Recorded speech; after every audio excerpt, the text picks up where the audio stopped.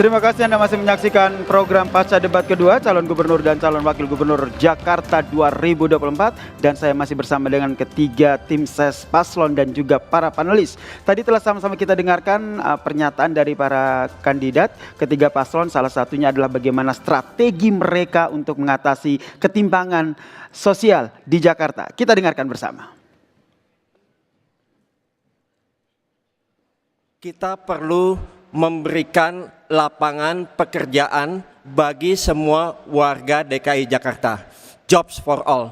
Itu yang pertama. Yang kedua, dia juga harus mendapatkan pendapatan yang layak, yaitu dengan UMP ya, yang disesuaikan dengan survei kebutuhan hidup layak atau KHL ya. Karena kalau kita hanya melihat dari pertumbuhan ekonomi dan juga inflasi, kekhawatirannya adalah dengan meningkatnya harga bahan pokok sehingga dia tidak bisa hidup dengan layak. Pertama adalah pangan harus murah.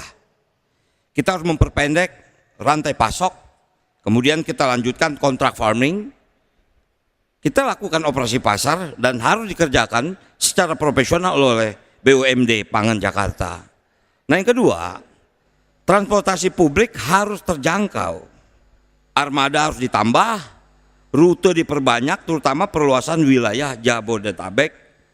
Kemudian waktu tunggu harus dipangkas, Transjabodetabek dan Transjakarta ini. Kemudian akses pendidikan harus gratis. Kartu kamu, kartu Jakarta Maju. Kartu kamu adalah kartu yang akan menggabungkan seluruh kartu-kartu yang bagus-bagus di masa Pak Anies akan kita teruskan. Bahkan kita akan tambah dengan kartu yatim dan kartu pelayan rumah ibadah. Kami akan berikan bansos yang tepat sasaran. Karena saat ini banyak setelah kami berdiskusi dengan mereka, mereka banyak yang mengeluh. Saya bertemu dengan Ibu Halimah di Cideng, bahwa dia selama ini sudah 20 tahun di Jakarta, tapi tidak punya kartu penduduk sehingga dia tidak menikmati bantuan-bantuan tersebut. Langsung saya ke Mas Media. Mas Media melihatnya seperti apa nih? Masing-masing paslon ternyata memiliki strategi tersendiri untuk mengatasi ketimpangan sosial yang ada di Jakarta. Ya sebetulnya persoalan ketimpangan sosial ini ironi juga di Jakarta. Karena meskipun persentase penduduk miskinnya hanya 4%, tapi indeks kedalaman kemiskinan itu meningkat signifikan. Rasio Gini-nya itu jauh di atas rata-rata nasional. Artinya orang kaya makin kaya, yang miskin makin miskin. Memang persoalan terbesarnya adalah kemiskinan struktural. Jadi tadi memang sudah coba dipaparkan oleh beberapa calon bagaimana caranya memberikan akses masyarakat miskin menuju pusat-pusat ekonomi. Jadi UMKM bisa mengakses pasar, termasuk juga mal-mal. Nah ini memang jadi catatan signifikan karena beberapa waktu terakhir kita tahu terjadi pelemahan daya beli masyarakat dan salah satu faktornya adalah karena upah tidak tumbuh signifikan. Dan kalaupun upah tumbuh signifikan, kalau tahun ini itu 3,8% 2024, persoalannya adalah banyak sektor di Jakarta itu adalah sektor informal. Jadi bahkan itu mencapai 40%. Nah ini saya kira yang perlu menjadi tantangan yang harus dijawab oleh ketiga pasangan calon tersebut. Dan kita melihat tadi ada gagasan-gagasan yang sudah disampaikan terkait pangan tadi ya. Dan memang kalau pangan ini di sektor pertanian, DKI Jakarta punya competitive advantage. Artinya tidak mungkin bertani di kawasan DKI Jakarta yang memang lahannya sedikit. Artinya memang perlu penguatan kerjasama di sektor pertanian. Karena memang cabai, beras itu memang terus meningkat biayanya. Oke, tahan sampai di situ dulu ya. Saya ingin memberikan kesempatan kepada tim ses. Ada yang menanggapi? Paslon nomor 1? Iya, masalah ketimpangan ini kan luar biasa ya.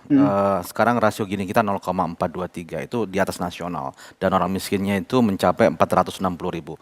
Maka untuk mengatasi ketimpangan yang struktural ini, kita punya kartu kamu, kartu Jakarta Maju. Semua program perlindungan sosial untuk warga yang kurang mampu ada di sini. Mulai dari untuk pendidikan, kesehatan, pangan, lansia, disabilitas, dan seluruh fasilitas untuk perlindungan sosial untuk membantu warga yang kurang mampu untuk bangkit dari keterpurukan ekonomi. Ada kartu kamu. Dengan kartu kamu. Kalau dari paslon nomor 2 tim ses Bang Iksan, dengan apa? Punya kartu juga atau?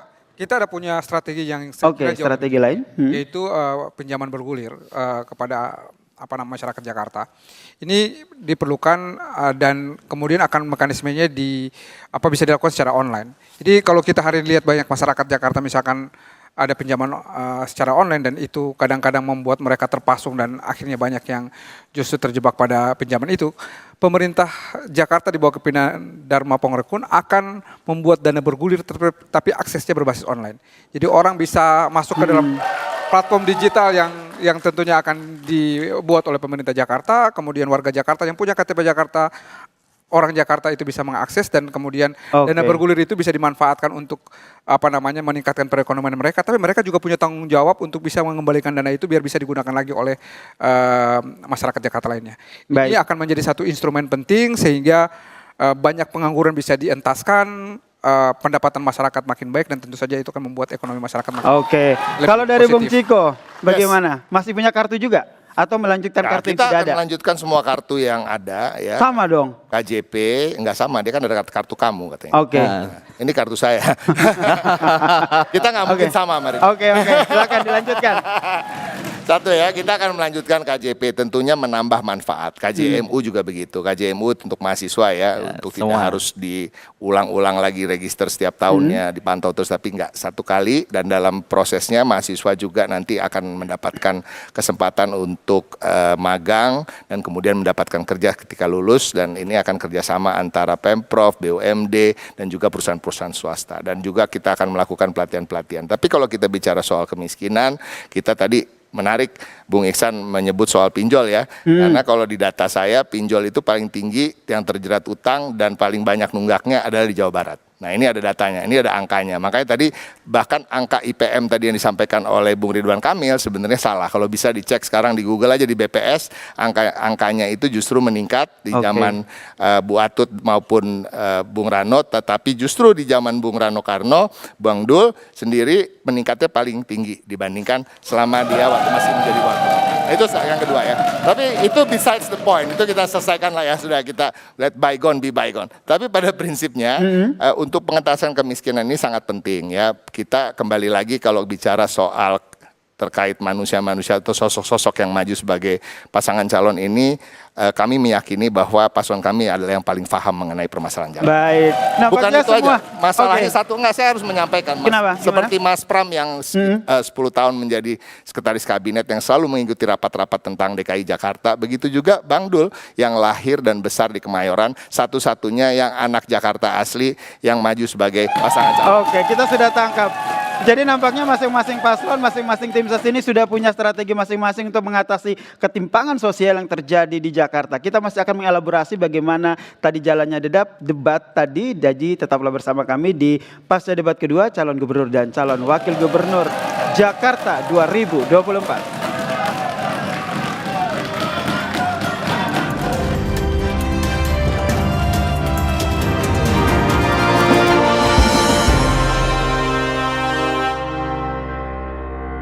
Pojok Kulineri Festival datang lagi.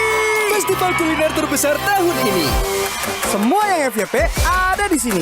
Lebih dari 200 tenan dan 500 jenis makanan. Nikmatinya bareng Pucuk. Makan pedas bareng Pucuk, baru nyes.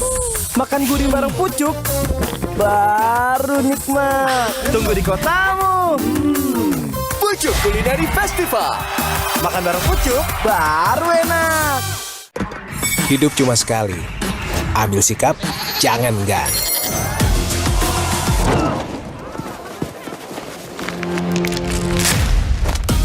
Why not? Emang. Rucika sejak 1973 alirkan kehidupan hingga setiap rumah ada Rucika, kebanggaan Indonesia kualitas dunia. Rucika, di mana air mengalir sampai jauh. Hidup cuma sekali. Ambil sikap, jangan enggan.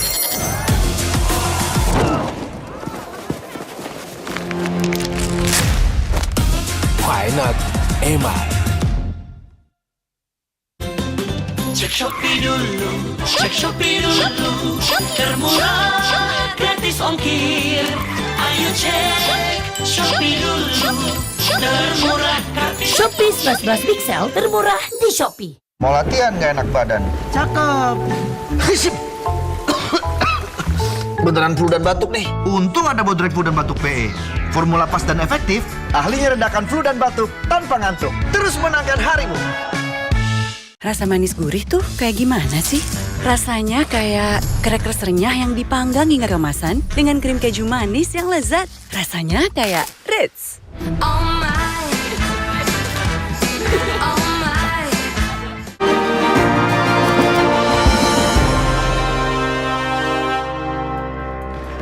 Terima kasih Anda masih menyaksikan program Pasca Debat Kedua Calon Gubernur dan Calon Wakil Gubernur Jakarta 2024. Yang juga menjadi sorotan dalam debat tadi adalah bagaimana pemaparan disampaikan oleh masing-masing paslon terkait dengan penanganan persoalan pangan di Jakarta. Kita simak bersama. Pangan murah seperti saya sampaikan tadi. Dan kita juga harus memperpendek rantai pasok dengan sistem kontrak farming. Dengan kelompok tani dan selama ini Pemda DKI telah melakukan hal itu.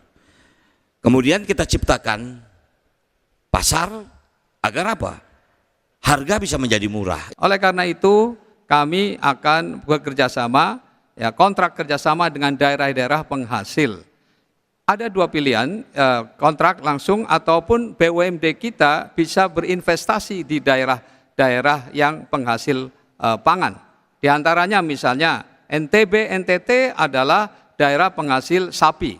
Maka bagaimana kita bisa membuat RPH modern di sana dan kemudian dengan akses melalui pesawat kita bisa antar ke Jakarta. Mana partisipasi masyarakat di dalam melakukan salah satu inovasi seperti urban farming ya, sehingga nanti mereka bisa sepenuhnya mendukung program yang lebih mengefisiensikan daripada mata rantai tadi. Realita, Jakarta tidak mungkin bisa membangun pertanian karena lahannya tidak bisa memenuhi itu. Karena itulah kenapa selama ini pemerintah DKI melakukan kontrak farming dengan beberapa daerah, dengan Jawa Barat termasuk dengan NTT, dan itu dilakukan. Selama ini berjalan. Dan ini dikerjakan secara profesional oleh badan usaha milik daerah yang disebut Pangan Jakarta. Dijalankan secara profesional dan kita lakukan operasi pasar. Hanya ini yang bisa Jakarta lakukan. Tadi saudara, bagaimana pemaparan dari masing-masing paslon mengatasi persoalan pangan yang ada di Jakarta. Oke. Mas Media, ini nampaknya hampir semuanya sama ya ketika berbicara soal bagaimana penanganan masalah pangan di Jakarta. Ya, masyarakat menunggu nih sebetulnya karena soal urusan perut. Dan tadi dipaparkan setidaknya ada dua istilah ya, kontrak farming dan urban farming.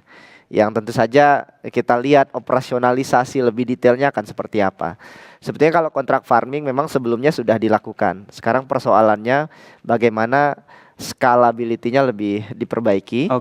Dan kemudian supply chain-nya mungkin bisa dibikin lebih efisien. Tadi sempat disebutkan ide mengirimkan sapi dari NTT ke Jakarta misalkan, itu juga sebetulnya menarik untuk dicoba karena memang NTT sebagai penghasil sapi, peternak sapi di NTT mencoba mengirimkan sapinya ke Jakarta, tetapi kemudian tidak ada tempat di Jakarta yang kemudian difasilitasi oleh pemerintah sehingga sapi itu kemudian bisa terjual kepada konsumen. Dan satu lagi mungkin agak miss dan saya juga pengen tahu dari ketiga pasangan calon. Oke, apa itu Mas? Yaitu soal bagaimana subsidi jangka pendeknya untuk pangan ini, karena itu sifatnya kan jangka panjang ya, kontrak farming yang belum tentu bisa dirasakan langsung.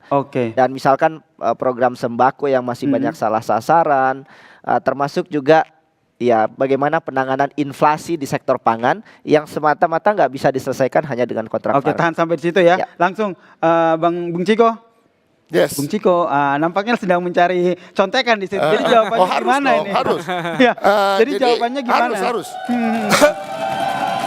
Itu menarik tadi, cari contekan tuh harus. Kenapa? Karena ini masalah yang detail. Kita nggak boleh mengawang-awang. Kalau yang bahaya itu kalau saya ngomong nggak pakai contekan.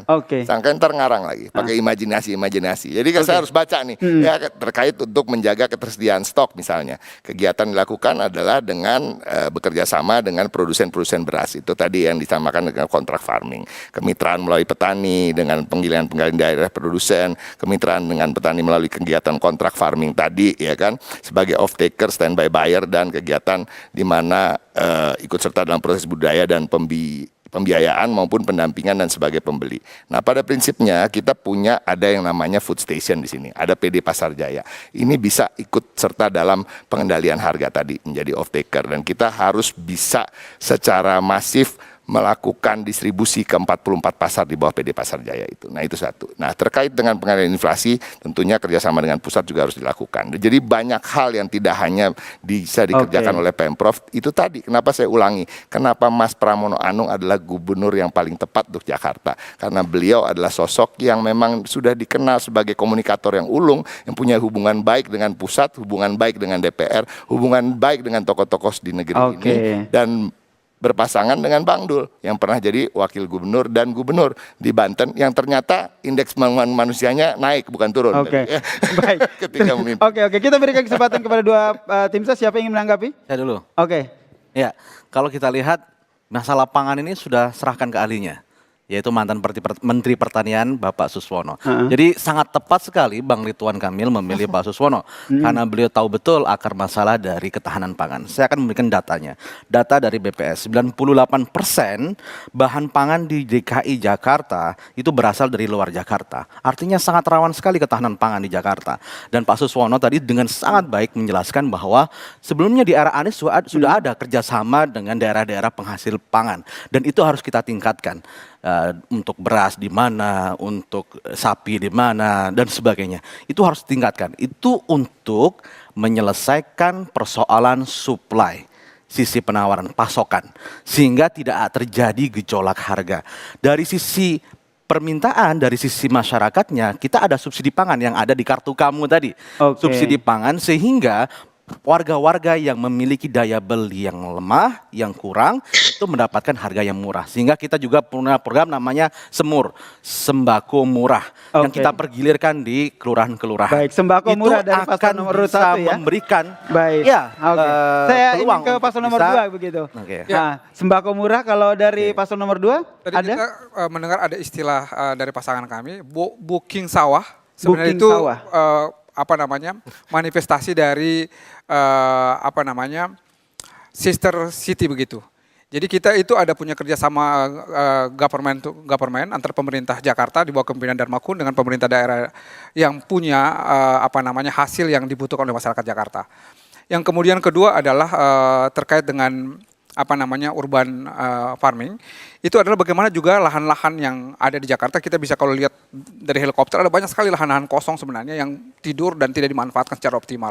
Ini kita bisa lakukan kerjasama dengan, termasuk sudah dicek ya itu lahan benar-benar bisa diolah atau tidak ya?